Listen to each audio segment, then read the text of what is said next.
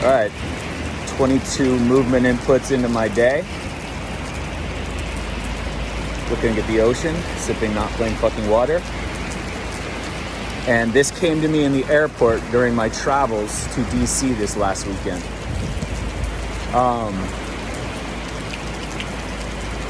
So flying from California, very little direct flights unless you're going to LA. I will not go to LA, so I just do indirect flights. But what we see with these connections, and we get delayed, there's a time where you might have to rush to the gate, and you might have to move a little quicker.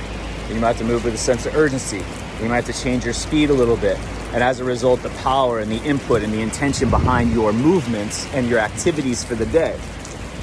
So I was observing a lot of people, and everyone had this call, and they had a desire for their bodies to do something their spirit wanted. What did their spirit energy want? To get to this location faster. And they accessed what they had available in their bodies to the best of their ability. And just observing, everyone had these different expressions, and age had nothing to do with it. But you'd watch, and it was interesting because you saw some people who were content with their output. They just moved a little quicker. Maybe they jogged, maybe they sprinted, maybe they were carrying a bag, maybe they were wheeling a bag. Usually they're wheeling a bag because nobody carries shit anymore. Wondering why we're devolving at a record pace. But then there were others that I was observing. This is the sad part, is they wanted to, but they couldn't. And you could see it in their eyes. You could see it in their body language. It was another thing. Like what body movement is, it's fucking language. Like they were expressing their feelings through their body actions at that time, that you could literally see what they were feeling. And you could feel what they were feeling just watching them move. And so that got me. I was sitting there, and I guarantee you, everybody's got some trainer or coach, or they got a program, or they got something in their house that guides them, and they're marketing it, pushing it, or they have a fucking Peloton or some other stuff where they do their training and it's done. They got their exercise for the day because they were told exercise is important for XYZ, or to lose fat, or for your heart, or endorphins, or to feel better, or for your brain, or all the other pitch moves that they make. But what we haven't grasped, we've perverted what training actually is, and we don't give the concept that it's movement inputs to prepare for all your life's activities and to be able to handle and manage the forces you experience through the day. Physical, mental, emotional, spiritual, intellectual, all of them. That's what training is. And it doesn't exist in a gym. It doesn't exist in a special room. It doesn't exist with special equipment. It's all day. You have inputs all day. But being that everyone's partaking in some form of exercise, they're calling training. And then when you watch this, how many times in your training system,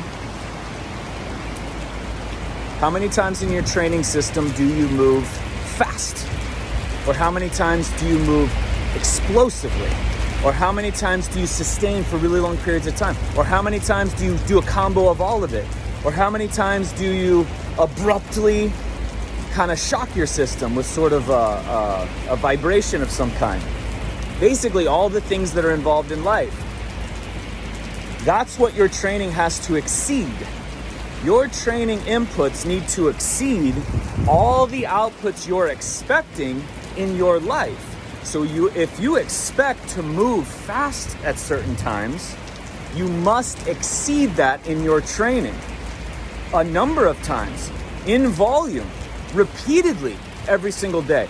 If there's an amount of power you're supposed to express, you pick up a bag or pick up a moving child or lift that child onto your head, or most severely are the falls.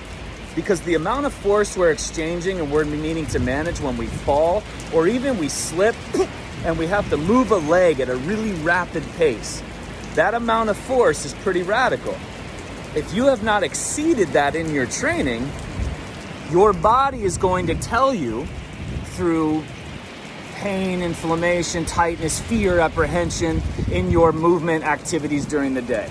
The activities that you enjoy to do, like travel in an airport, chase kids, farming, pickleball, some sport of some kind. These aren't training per se, but these are expressions of activities that you do because of your training. But bringing attention to this here, you need to exceed every output that you wish to express in your life. And I observed them this time. And how many times do you have to rush at the airport? It might be rare, but you're training for something that may never happen, and you have to exceed it all the time. Now, there are some of you that are going to be like, well, I train 3 sets of 20, or I train basically a circuit type training, which you can't get strong in circuits. It's not possible. So if you're doing circuits, it's a travesty to training, to be honest with you. But I only got 45 minutes. Right, but you have 6 hours of screen time on your phone. Somehow you couldn't accumulate 40 different training inputs in that day, in that 6 hours, without commenting on my shit on Instagram or somebody else's stuff on Instagram, some Freedom Fest or something. So you may say like, oh, I get my 3 sets of 20, or I do my circuit training, or I do my thing in the morning for 2 hours every day, and it works for me because I can walk fast in the airport, and that's honestly fine. Like, until your body says to do differently, you do whatever you want to do. But it's not just being able to express it every so often, it's being able to express it all the time. To have this reserve that we could just keep going and keep going and keep going and keep going, because the emergencies I'm talking about aren't really like why we're training, aren't really for a delayed flight at the airport, although that is something that's very minor and not that big a deal. It's for, as I said, the slips and falls. It's for those things that happen in life, like deaths of loved ones, or job shifts, or breakups, or divorces, or you're expressing a healing response. They're going to call an infection. You choose to play both sides of the fence, so you go to the allopathic model, and you're in there, and you have to go onto the table, and they have to do some procedure. The strength and resilience and grit it takes of the entire system to be able to survive whatever the fuck they're going to do to you, let alone a naturopath or functional or integrative doctor, which is even worse, just as bad. These are the things I'm talking about that we train for. It's not the hikes and the dancing and the pottery and the lovemaking and the celebrations and the laughs and the cries.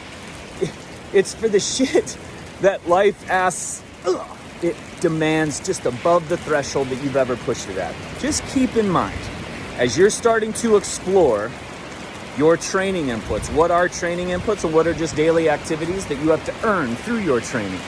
And when you go into these inputs, are there moments where you move really fast? Are there moments where you kind of maybe drop off of something, or you can mimic a stumble and a fall? Are there moments where you can repeat this stuff in a state of massive fatigue without the danger of injury, because your training shouldn't injure you, ever, if it's real training? You should heal in training. Be able to do it in a way that you can go maximum push without causing more damage. So just keep in mind, when you're starting to explore your own training approach, people who worked with me know exactly what's going on, what this expression is, or they know where they're going to progress to be able to express that and be able to do it on their own and write their own programs, because that's the whole point, not to just do another thing that I say. It's putting their thumbprint on specific things that I give them. But while you're exploring your methods of training, are you exceeding the demands of life? Watching somebody just try to move a little quicker in an airport, it's disheartening, because you could see these people, and that's just moving quicker in an airport. But what if they just wanted to go explore something that their spirit wanted to feed them? Or what if they wanted to travel? Or what if they wanted to take a long drive? Or what if they wanted to do something adventurous with a loved one? Or they take on a lover and they wanted to physically express themselves, but they couldn't because their body's just like imprisoning them, because it's like, you will not go out there. I can't let you go out there because you're gonna kill us and I don't want to die. So the body throws you into lockdown, and it mimics a prison, a physical prison that your spirit's just caged by yourself. It's all for the love of you and to continue the human existence here, but massive intelligence behind it, but very frustrating for people, especially because our spirits want to fly. They want mountaintops, and we don't get to mountaintops on e-bikes, and we don't fly with oils, supplements, and herbs, and passive treatments, and lasers, and adjustments, and acupuncture, and massage, and body work, and trauma care, all this other shit. So this is a training post, something to think about. Are you exceeding the velocities, exceeding the forces, exceeding the power demands, exceeding the strength demands, exceeding the time demands of your activities through the day in your training? Because you have to exceed it.